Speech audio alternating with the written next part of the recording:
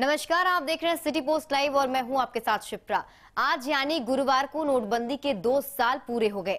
आज से ठीक 2 साल पहले मोदी सरकार ने 1000 और 500 के नोट बंद कर दिए थे।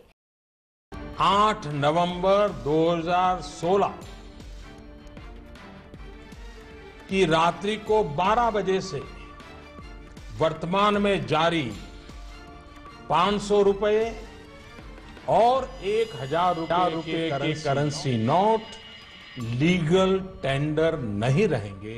पीएम मोदी ने 8 नवंबर 2016 रात 8 बजे दूरदर्शन के जरिए देश को संबोधित करते हुए 500 और 1000 के नोट बंद करने का ऐलान किया था। उनका दावा था कि नोटबंदी के बाद काले धन और भ्रष्टाचार पर लगाम लगेगी। साथ ही उन्होंने इसे कैशलेस अर्थव्यवस्था और डिजिटल सोसाइटी की तरफ एक बड़ा कदम बताया था। केंद्र की मोदी सरकार जहां नोटबंदी के फैसले को बड़ी उपलब्धि बता रही है, तो विपक्ष इसे आर्थिक आपदा बताता रहा है। नोटबंदी के 2 साल पूरे होने पर विपक्ष ने सरकार को घेरते हुए माफी मांगने की मांग की। कई कांग्रेस नेताओं ने ट्वीट कर नोटबंदी पर नाराजगी जाहिर की है। साथ ही कहा कि नोटबंदी के 2 साल पूरा होने को लेकर पार्टी सरकार के इस फैसले के खिलाफ देश भर में प्रदर्शन करेगी। पार्टी अध्यक्ष राहुल गांधी भी आरबीआई मुख्यालय के बाहर विरोध प्रदर्शन करेंगे। पूर्व प्रधानमंत्री मनमोहन सिंह ने भी मोदी सरकार पर बड़ा हमला बोला है। पूर्व पीएम ने मोदी सरकार द्वारा उठाए गए नोटबंदी के कदम को दुर्भाग्यपूर्ण बताते हुए कहा कि इस कदम से भारतीय अर्थव्यवस्था और समाज में जो बर्बादी हुई, उसके सबूत आज सभी के सामने हैं। उन्होंने एक बयान में ये भी कहा कि मोदी सरकार को अब ऐसा कोई आर्थिक कदम नहीं उठाना चाहिए जिससे अर्थव्यवस्था के संदर्भ में अनिश्चितता की स्थिति पैदा ना हो सके। उन्होंने कहा कि नरेंद्र मोदी सरकार ने 2016 में त्रुटिपूर्ण ढंग से और सही तरीके से विचार किए बिना नोटबंदी का कदम उठाया था। आज उसके 2 साल पूरे हो गए। उन्होंने इसे बीमार सोच वाला और मनहूस कदम करार दिया है। मनमोहन सिंह ने कहा कि नोटबंदी से भारतीय अर्थव्यवस्था पर जो कहर बरपा, वो अब सबके सामने है। नोटबंदी ने हर व्यक्ति को प्रभावित किया, चाहे वो किसी भी धर्म, जाति, पेशा या संप्रदाय का हो। अक्सर कहा जाता है कि वक्त सभी जख्मों को भर देता है, लेकिन नोटबंदी के जख्म दिन ब दिन और भी गहराते जा रहे हैं। मनमोहन सिंह ने कहा कि नोटबंदी से जीडीपी में गिरावट तो दर्ज हुई ही, उसके और भी असर देखे जा रहे हैं। छोटे और मंझले धंधे भारतीय अर्थव्यवस्था की रीढ़ है, जिसे नोटबंदी ने पूरी तरह से तोड़ दिया। अर्थव्यवस्था लगातार जूझती जान पड़ रही है, जिसका पूरा असर रोजगार पर पड़ रहा है। युवाओं को नौकरियां नहीं मिल पा रही। इंफ्रास्ट्रक्चर के लिए दिए जाने वाले कर्ज और बैंकों की गैर वित्तीय सेवाओं पर भी काफी बुरा असर पड़ा है। नोटबंदी के कारण रुपए का स्तर गिरा है, जिससे मैक्रो इकोनॉमी भी काफी प्रभावित हुई है।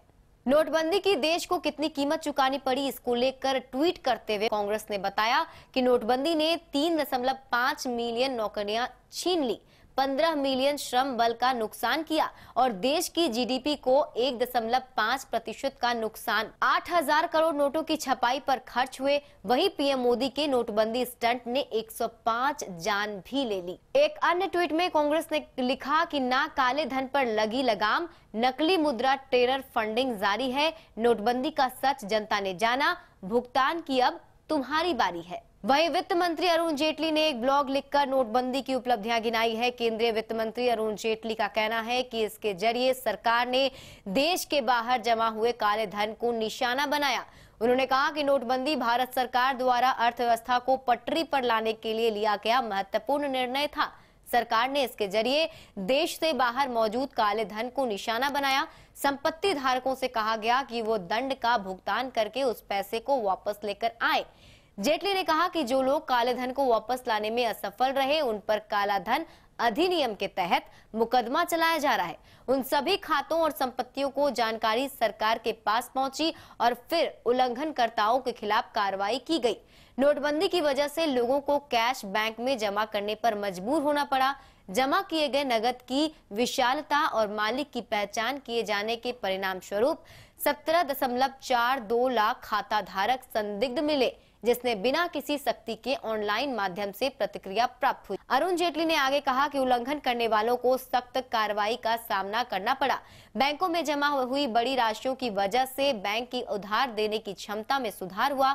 इसमें से बहुत सी राशि को आगे के निवेश के लिए म्यूचुअल फंड्स में लगाया गया।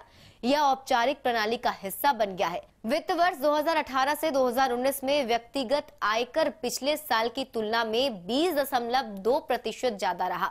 वहीं कॉर्पोरेट कर संग्रह 19.5% ज्यादा हुआ।